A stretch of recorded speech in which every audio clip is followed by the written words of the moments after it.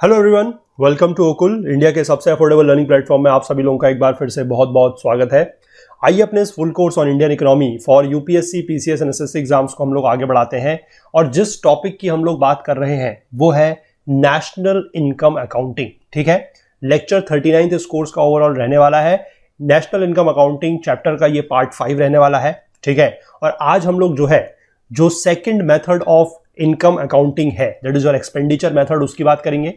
पिछले लेक्चर में हम लोगों ने प्रोडक्ट मेथड की बात की थी और वहां पर से हमने कंसेप्ट समझा था जीडीपी का और एनडीपी का, that is your gross domestic product और नेट डोमेस्टिक प्रोडक्ट का। ठीक है, तो आज हम उसी में आगे बढ़ेंगे और जो दूसरा मेथड है हमारा, that is your expenditure method, उसके हम जानेंगे कि एक्सपेंडिचर मेथड के थ्रू हम लोग नेशनल इनकम अकाउंटिंग को किस तरीके से काउंट करते हैं, कैलकुलेट करते हैं। ठीक है, तो आगे बढ़ने से पहले आप सभी लोगों से मैं एक बार फिर से रिक्वेस्ट करूंगा कि प्लीज जो लोग इस कोर्स को फॉलो कर रहे हैं, इस वीडियो सीरीज को फॉलो कर रहे हैं, जिनको पसंद आ रही है, वो लोग ज्यादा से ज्यादा वीडियोस को लाइक करें, ज्यादा से ज्यादा शेयर करें अपने फ्रेंड्स, अपने कलीग्स के साथ। कम से कम 10 लोगों तक चीजों को जरूर शेयर करें ताकि ज्यादा से ज्यादा लोगों को पता लग सके कि इस तरीके का कोई कोर्स वगैरह जो है वो इस प्लेटफॉर्म पर, इस चैनल पर चल रहा है। ठीक है, और बाकी जो लोग चैनल पर नए हैं उनसे भी मैं रिक्वेस्ट करूंगा कि अगर आप लोगों को कंटेंट पसंद आ रहा है, हेल्पफुल लग रहा है, तो आप लोग भी चैनल को जरूर सब्सक्राइब कर लीजिए और बेल आइकन प्रेस कर लीजिएगा सो दैट कि वीडियोस की नोटिफिकेशंस वगैरह मिस बिल्कुल भी ना हो। ठीक है,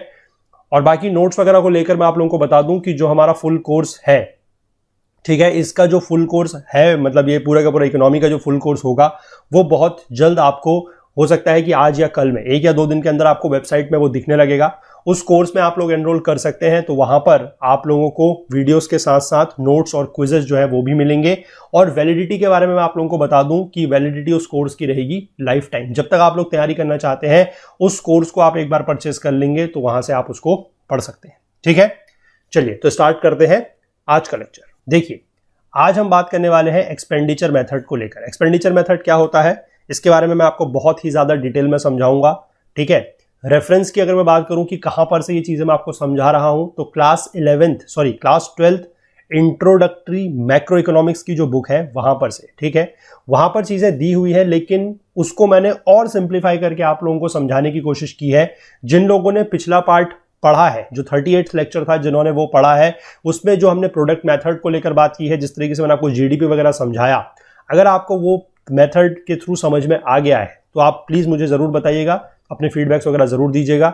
और उसी तरीके से, सिंपल तरीके से ही एक्सपेंडिचर मेथड को समझाने का प्रयास भी यहां पर किया जाएगा। ठीक है, देखिए अब क्या है, सबसे पहले एक ही लाइन लिखी हुई है यहां पर कि an alternative way to calculate the GDP is by looking at the demand side of the products. ठीक है, कि प्रोडक्ट्स की जो डिमांड साइड है उसके थ्रू भी हम लोग जीडीपी को कैलकुलेट कर सकते हैं, और इस मेथड को क्या बोला जाता है, एक्सपेंडिचर मेथड। ठीक है, चलिए देखते हैं क्या करना है हमें। देखिए, सबसे पहले हमें कुछ चीजें हैं जो ध्यान रखने वाली है। सबसे महत्वपूर्ण बात जो ध्यान रखने वाली है वो ये है कि हमें सिर्फ और सिर्फ फाइनल एक्सपेंडिचर को ही क्या करना है, इंक्लूड करना है। ठीक है, तो यहां पर मैं ये चीजें जो है बिल्कुल एक एक पॉइंट में यहां पर आप लोगों के लिए लिखूंगा ताकि आप कोई भी पॉइंट जो है वो मिस ना करें। ठीक है, final expenditure is to be taken into account. ठीक है, सिर्फ और सिर्फ, या आप इसको इस तरीके से लिखिएगा, only final expenditure is to be taken into account. ठीक है, बीच में जो भी एक्सपेंडिचर हो रहा है, ठीक है, चाहे वो इंटरमीडिएट गुड्स के लिए है या किसी भी और तरीके के लिए है, उसको हम लोग यहां पर काउंट नहीं करेंगे। सिर्फ और सिर्फ फाइनल एक्सपेंडिचर हमने काउंट करना है। ठीक है, चलिए अब हम एक एग्जाम्पल के तौर पर बात करेंगे। हमने एक पिछले लेक्चर में भी एक एग्जाम्पल को लेकर बात की थी, that is the example of farmer baker. ठीक है, हम लोगों ने बात की थी किस तरीके से जो फार्मर है वो व्हीट प्रोड्यूस करता है।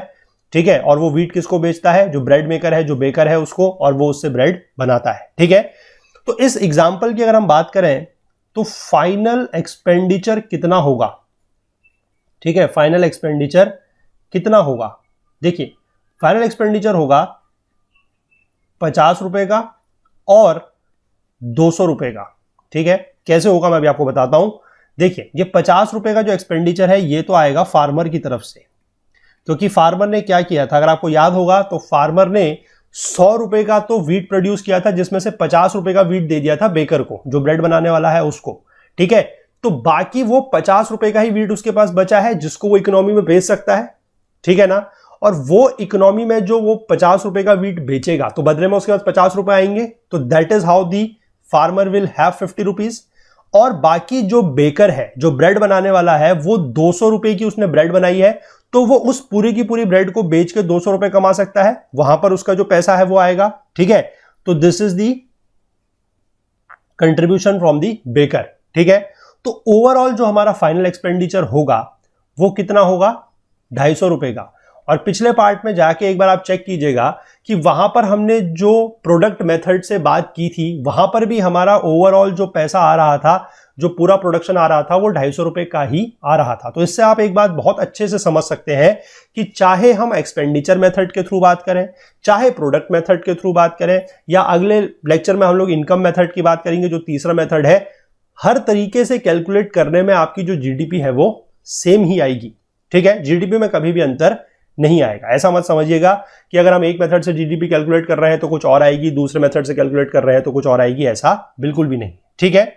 चलिए अब मैं थोड़ा सा आप लोगों को पहले एक पीछे लेके जाऊंगा लास्ट टू लास्ट लेक्चर में, जहां पर हम लोगों ने बात की थी सर्कुलर फ्लो ऑफ इनकम की, ठीक है ना।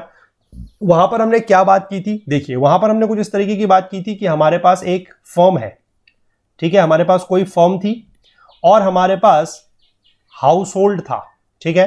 फर्म मतलब जो सामान बना रहा है, हाउस होल्ड मतलब जो उसको कंज्यूम कर रहा है, ठीक है।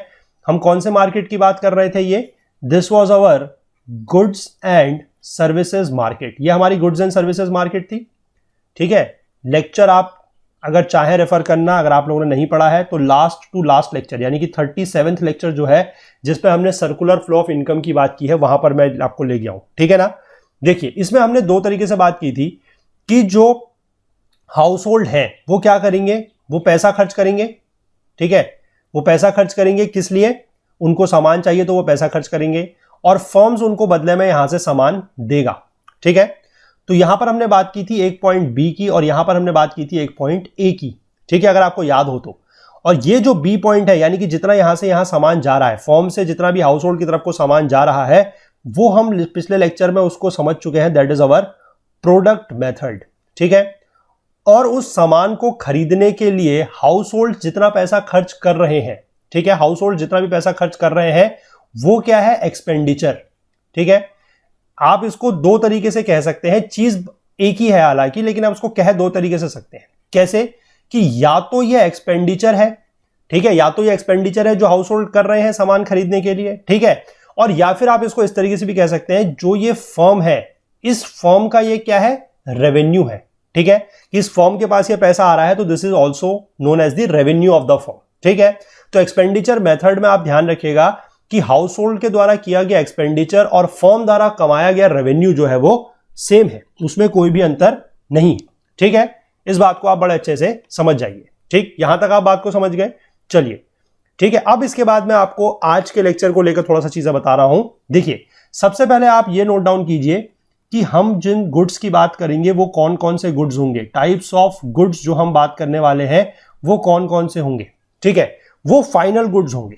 सबसे पहली बात तो यह है कि फाइनल गुड्स होंगे, क्योंकि हमेशा मैंने आपको बताया है कि कभी भी इंटरमीडिएट गुड्स को लेकर बात हमें करनी ही नहीं है। और फाइनल गुड्स आप लोगों को पता है दो प्रकार के होते हैं, one is consumption goods and the other one is your capital goods, ठीक है। तो दोनों को ही हम लेके यहां पर चलेंगे। पहली चीज तो ये हो गई, ठीक। इसके बाद अब आपको अगर पिछले पार्ट में याद हो या यहां पर भी आप अगर ये एग्जांपल देख ले जो मैंने आपको समझाया है, इसमें सिर्फ और सिर्फ हमने फर्म और हाउस होल्ड की बात की थी। इसमें मैंने आपको बताया था हम सिंपल फॉर्म ऑफ इकोनॉमी को लेकर चल रहे हैं। इसमें हमारा गवर्नमेंट नहीं थी, ठीक है, और इसमें हमारा जो है इंपोर्ट और एक्सपोर्ट भी नहीं था। लेकिन अब जो है इस मेथड में, एक्सपेंडिचर मेथड में, हम लोग दोनों चीजों को इंक्लूड करते हुए चलेंगे। हमारा इंपोर्ट एक्सपोर्ट भी होगा और हमारा गवर्नमेंट भी इसमें इंक्लूडेड रहेगी, ठीक है। तो हम बात कर लेते हैं कि कौन कौन सी एंटिटीज हैं जो इन्वॉल्व रहने वाली हैं, ठीक है। कौन कौन सी एंटिटीज है जो इन्वॉल्व रहने वाली हैं। इसमें देखिए सबसे पहला तो आप मान लीजिए जो प्रोड्यूसर फर्म है, ठीक है, प्रोड्यूसर फर्म यानी कि जो सामान बना रहा है, ठीक है। और ये कैसा है, ये आप ले लीजिए डोमेस्टिक, ये एक डोमेस्टिक प्रोड्यूसर फर्म है, ठीक है। पहला तो ये है इसके बाद कोई अदर डोमेस्टिक फर्म भी हो सकता है, क्योंकि देखिए इकोनॉमी में सिर्फ एक ही डोमेस्टिक फर्म नहीं होगा, बहुत सारे होंगे, ठीक है। तो अदर डोमेस्टिक फर्म्स भी हो सकता है, तो दो एंटिटीज तो ये हो गई। इसके बाद तीसरा आपका है डोमेस्टिक हाउस होल्ड, ठीक है, यानी कि जो विद इन दी कंट्री जो क्या करेंगे, कंजम्पशन करेंगे, that is your domestic house hold, ठीक है। इसके बाद जो देश की गवर्नमेंट है वो, दैट इज दी गवर्नमेंट, ठीक। इसके बाद फॉरेन फर्म। अब ये फॉरेन फर्म क्यों आ रही है? ये फॉरेन फर्म आ रही है क्योंकि फॉरेन फर्म से क्या होगा, फॉरेन फर्म से हमारे इकोनॉमी में क्या आएगा, इंपोर्टेड प्रोडक्ट आएगा, इंपोर्ट होगा, ठीक है। और इसके बाद जो लास्ट एंटिटी है that is your foreign house hold, ठीक है। हालांकि ये फॉरेन फर्म्स वगैरह भी हो सकते हैं, लेकिन मैं इसको फॉरेन हाउस होल्ड इसलिए लिख रहा हूं ताकि आप लोगों को कंफ्यूजन ना हो। फॉरेन हाउस होल्ड का मतलब है कि फॉरेन हाउस होल्ड में क्या होगा, हमारा सामान एक्सपोर्ट होगा, जिसमें हम अपने सामान को क्या करेंगे, निर्यात करेंगे, ठीक है। तो क्या क्या एंटिटीज यहां पर इन्वॉल्व है, प्रोड्यूसर फर्म, एक तो हमारी जो फर्म है जो डोमेस्टिक है, बाकी अदर डोमेस्टिक फर्म्स भी हो सकती है, डोमेस्टिक हाउस होल्ड हो सकते हैं जो कंज्यूम करेंगे, गवर्नमेंट हो सकती है, फॉरेन फर्म्स हो सकते हैं जहां से हम लोग सामान को इंपोर्ट करेंगे अपने देश में, और फॉरेन हाउस होल्ड हो सकते हैं जहां पर हम अपने सामान को क्या करेंगे, एक्सपोर्ट करेंगे, ठीक है। चलिए आगे बढ़ते हैं। अब देखिए जो मैं एक डायग्राम आपको यहां पर बना के समझाऊंगा, बहुत ही ज्यादा इंपॉर्टेंट डायग्राम है, और इस तरीके का डायग्राम आप लोगों को कहीं पर भी मिलेगा नहीं, ये बुक वगैरह में कहीं पर भी कोई डायग्राम नहीं दिया गया है, ठीक है। जस्ट ये आप लोगों को समझाने के लिए मैं यहां पर बना रहा हूं, इसको बहुत ध्यान से देखिएगा, ठीक है। देखिए सबसे पहले अगर हम बात कर लेते हैं, जो डोमेस्टिक फर्म की मैं बात कर रहा हूं वो, ठीक है, कोई डोमेस्टिक फर्म है, ठीक, दैट इज लेट अस से दी आयत फर्म, कोई आयत फर्म है, ठीक है। अब देखिए ये तो हो गई आयत फर्म, पहली चीज। इसके बाद सबसे पहला हम ले लेते हैं इधर, that is our domestic house hold, ठीक है, कोई डोमेस्टिक हाउस होल्ड है। अब हाउस होल्ड को आपको पता है कि क्या किस तरीके के गुड्स की जरूरत होती है, that is the consumption goods, ठीक है। तो डोमेस्टिक फर्म जो है वो डोमेस्टिक हाउस होल्ड को क्या देगा, वो इसको देगा कंजम्पशन गुड्स, ठीक है ना, कंजम्पशन गुड्स, ठीक। अब कंजम्पशन गुड्स अगर डोमेस्टिक फर्म जो है वो डोमेस्टिक हाउस होल्ड को दे रहा है, तो बदले में डोमेस्टिक हाउस होल्ड पैसा खर्च करेगा, सीधी सी बात है, पैसा खर्च करेगा, यानी कि इसके पास क्या आ जाएगा, पैसा, ठीक है। तो सी करता है डिनोट आपका कंजम्पशन गुड्स को, और आई जो है वो आपका डिनोट कर रहा है एक्सपेंडिचर फॉर दी आयत फर्म, कि आयत फर्म के पास कितना पैसा आ रहा है, ठीक है। और कंजम्पशन गुड्स है इसलिए हमने इसको सी से डिनोट किया है, ठीक है। आई होप आप इसको समझ गए कि किस तरीके से डोमेस्टिक हाउस होल्ड्स के साथ जो है वो ट्रांजैक्शन हो रहा है डोमेस्टिक फर्म का। लेकिन अब क्योंकि हमने हालांकि यहां पर जो है अपना कंसेप्ट यूज किया है, या हमने एक ऐड किया है फॉरेन फर्म को भी, यानी कि जहां से हमारा सामान आ रहा है, तो इन डोमेस्टिक हाउस होल्ड के पास जो सामान है वो फॉरेन से भी तो आएगा, क्योंकि इसीलिए तो हमने ये लोग जो फॉरेन फर्म का कंसेप्ट है, जो इंपोर्ट का कंसेप्ट है वो यूज किया है। तो जो हमारी फॉरेन फर्म है वहां से भी कुछ ना कुछ जो है कंजम्पशन गुड्स, ठीक है, वो इनके पास आएगा। तो इसको आप यहां से इस तरीके से एरो दिखाएंगे, ठीक है, this will be your consumption goods, this is again a consumption good, ये कंजम्पशन गुड ही है। क्यों? क्योंकि हाउस होल्ड्स को कंजम्पशन गुड्स ही चाहिए, उनको कैपिटल गुड से मतलब नहीं है। लेकिन ये कंजम्पशन गुड्स थोड़ा सा अलग है, क्यों? क्योंकि ये इंपोर्ट है, ठीक। और इंपोर्ट अगर आप कोई सामान कर रहे हैं तो आपका क्या है कि पैसा जो है वो देश से बाहर जाएगा, ठीक है। तो सपोज कर लीजिए ये जो पैसा यहां से वापस जाएगा, यानी कि ये जो, इसको मैं इस कलर के दिखाता हूं, कि ये जो पैसा यहां से बाहर जाएगा, ठीक है, क्योंकि सामान इन्होंने खरीदा है तो पैसा तो ये देंगे, हालांकि वो पैसा देश से बाहर जाएगा। तो इसको डिनोट कर लीजिए आप CM से, that is C again stands for consumption goods, और M जो है उसको हम बात कर रहे हैं फॉरेन से रिलेटेड, यानी कि जितना भी पैसा जो है वो बाहर जा रहा है, इंपोर्ट एक्सपेंडिचर है ये, ठीक है। चलिए तो एक तो ये हो गया। इसके बाद अब आ जाइए आप दूसरे में, that is our other domestic firms, क्योंकि मैंने आपको जैसे बताया कि इकोनॉमी जो है उसमें सिर्फ एक ही डोमेस्टिक फर्म नहीं होगी, उसमें बहुत सारी डोमेस्टिक फर्म्स होंगी, ठीक है। तो जो अदर डोमेस्टिक फर्म्स है उनको क्या जरूरत है, डोमेस्टिक फर्म्स को क्या जरूरत होती है, कैपिटल गुड्स की, ठीक है। तो मान लीजिए जो ये डोमेस्टिक फर्म है ये दोनों प्रकार का सामान बना रही है, ठीक है, ये दोनों प्रकार का सामान बना रही है, मतलब ये कैपिटल गुड भी प्रोड्यूस करती है और ये कंजम्पशन गुड्स को भी प्रोड्यूस करती है, ठीक है, वो डिपेंड करता है कि किसको क्या रिक्वायरमेंट है, ये उसके अकॉर्डिंग उसको चीजें दे सकती है। ठीक है, ये पूरा का पूरा मैं कहूंगा कि एक तरीके से रियल सिनेरियो की हम लोग बात कर रहे हैं, यहां पर कोई भी एजम्पशन या कोई भी आइडल कंडीशन लेके हम लोग नहीं चल रहे हैं। ठीक है, तो देखिए अब जो डोमेस्टिक फॉर्म्स है वो इस अदर डोमेस्टिक फॉर्म्स को क्या देगा, कैपिटल गुड्स। ठीक है, इसको क्या देगा, कैपिटल गुड्स। और कैपिटल गुड्स को ही हम लोग किस नाम से जानते हैं, कैपिटल गुड्स को ही आप दूसरे नाम से भी जानते हैं, that is your investment goods, क्योंकि कैपिटल्स जो एक तरीके से है वो क्या होता है, इन्वेस्टमेंट, तो that is also known as investment goods. ठीक है, अब ये इन्वेस्टमेंट जो हुआ है, इस इन्वेस्टमेंट के बदले मतलब जो कैपिटल गुड्स गया है उसके बदले ये लोग फिर से इसको पैसा चुकाएंगे। ठीक है ना, और पैसा चुकाएंगे तो इसको आप लिख सकते हैं I, capital I that stands for investment and I stands again for the आयत फॉर्म। ठीक हो गया, सही है।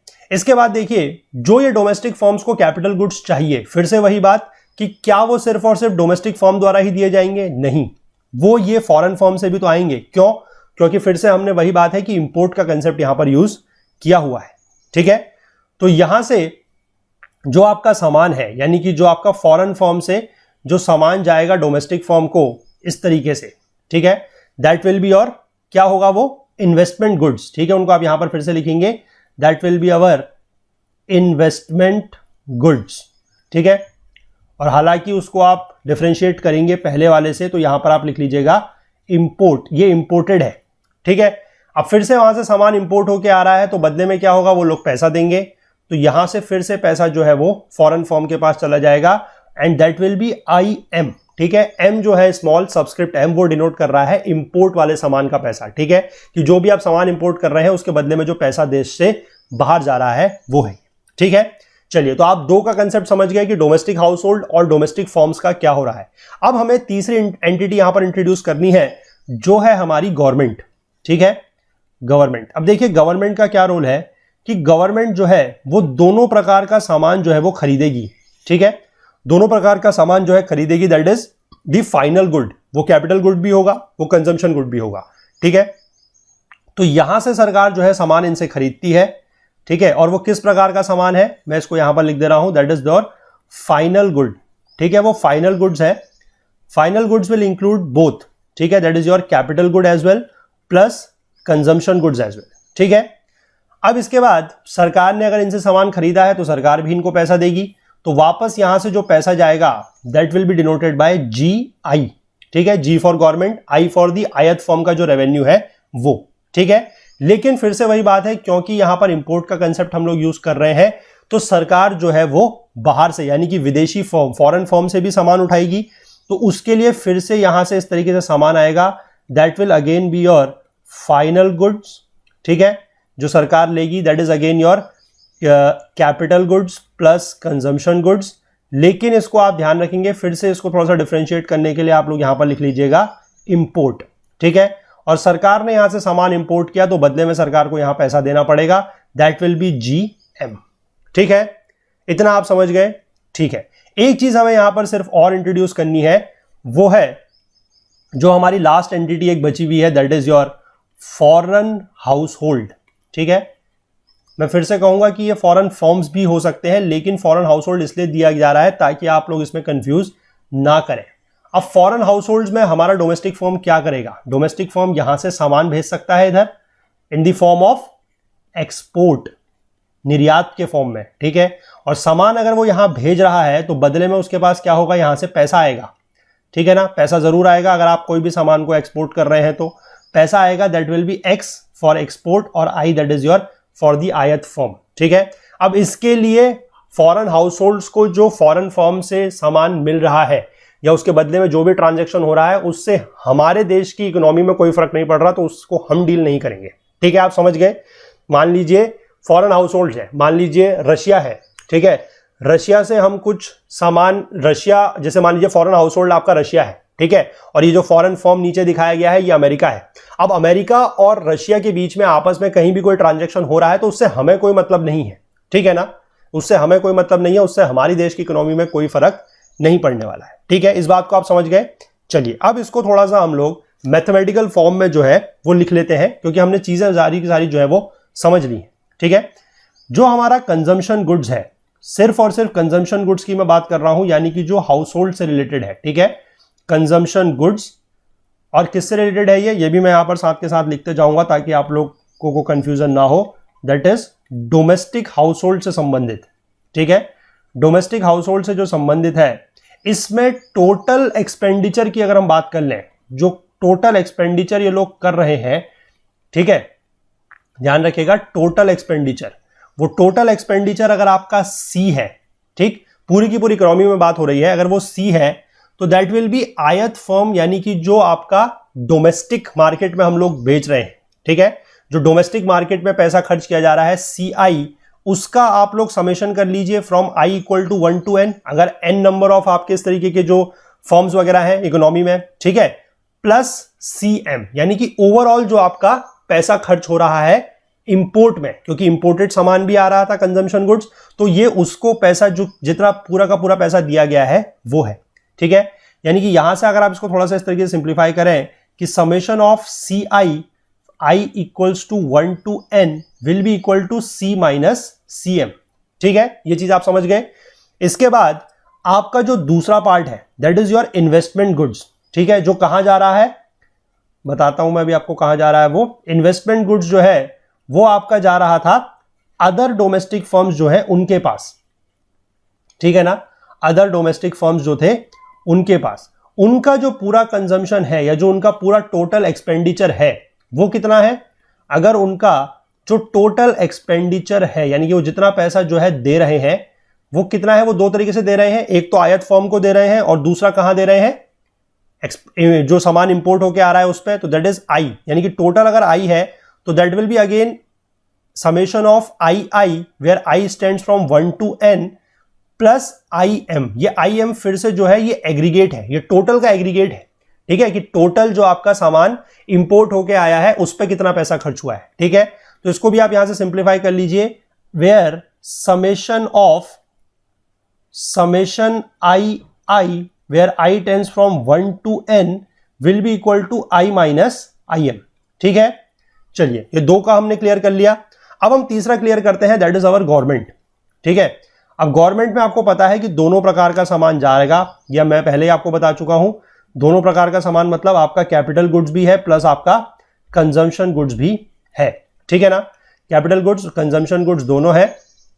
तो इसका जो टोटल एक्सपेंडिचर है, क्योंकि सरकार भी जो है वो दो तरीके से पैसा खर्च करेगी, ठीक है, एक तो वो वही आयत फर्म को पैसा देगी और बाकी वो भी जो इंपोर्ट होकर सामान आया है उसको पैसा देगी।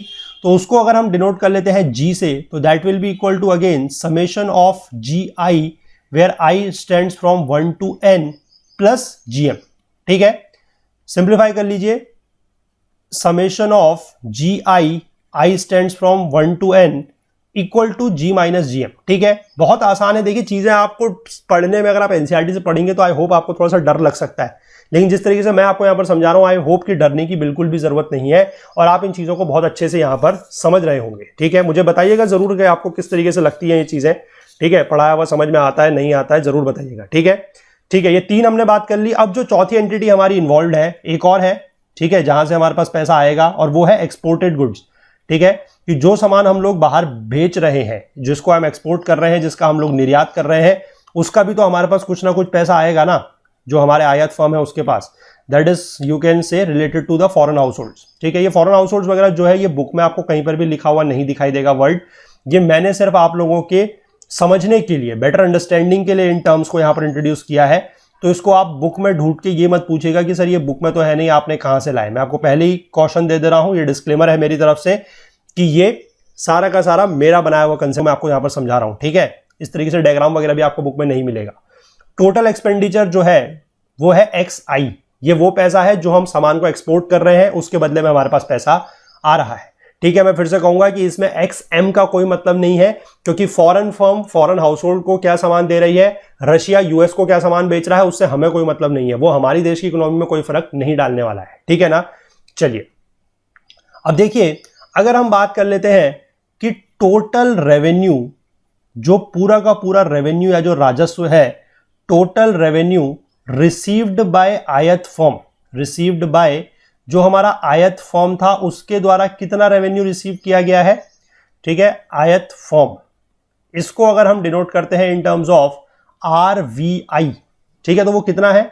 RVI will be equal to CI plus II plus GI plus XI, ठीक है, इसके अलावा तो और कुछ नहीं है, ठीक है ना। अब अगर आप हमारी इकोनॉमी में if there are n such firms, अगर हमारी इकोनॉमी में इस तरीके के n सच फॉर्म्स हैं, ठीक है, तो जीडीपी क्या हो जाएगी? ये हमने पिछले बार भी बात की है कि जीडीपी कुछ नहीं है, GDP will be the sum total of revenues of all such ith firms, ठीक है, where i stands from 1 to n, क्योंकि हमारे पास n फॉर्म्स है, तो यानी कि सारे के सारे फॉर्म्स को हम लोग जो है जोड़ के उनका जितना भी रेवेन्यू है उसको हम जोड़ लेंगे, तो that will give us the GDP by the expenditure method, ठीक है। तो इसको हम यहां पर इस तरीके से सिंप्लीफाई करेंगे, that is summation of RVI where i ranges from 1 to n, that will be equal to जो हमारी ऊपर वाली इक्वेशन है उसको हम सब पॉइंट्स पे समेशन कर लेंगे, that is CI i equal to 1 to n plus II summation from 1 to n plus GI summation again from 1 to n and plus XI summation again from 1 to n, ठीक है। अब देखिए जो हमने पीछे पॉइंट लिखे हैं वहां से हम इनको क्लियर करते चलेंगे। हमें पता है कि this summation of CI from I equal to 1 to n, this is equal to C minus CM, ठीक है। ये वाला जो है this is your I minus IM, ठीक, this is your G minus GM, लेकिन ये जो लास्ट वाला है ये एज इट इज उतरेगा यहां पर, ठीक है, क्योंकि इसमें मैं फिर से कहूंगा कि रशिया और यूएस के बीच में क्या ट्रेड चल रहा है उससे हमें कोई मतलब नहीं है, ठीक है। तो इसको आप ऐसे लिख सकते हैं, that is again summation of XI where I tends from 1 to n, ठीक हो गया। अब इसको आप कुछ नहीं कीजिए, थोड़ा सा सिंपल कर लीजिए, CI और G को एक साथ रख लीजिए, C plus I plus G plus summation XI from I equal to 1 to n, ठीक है।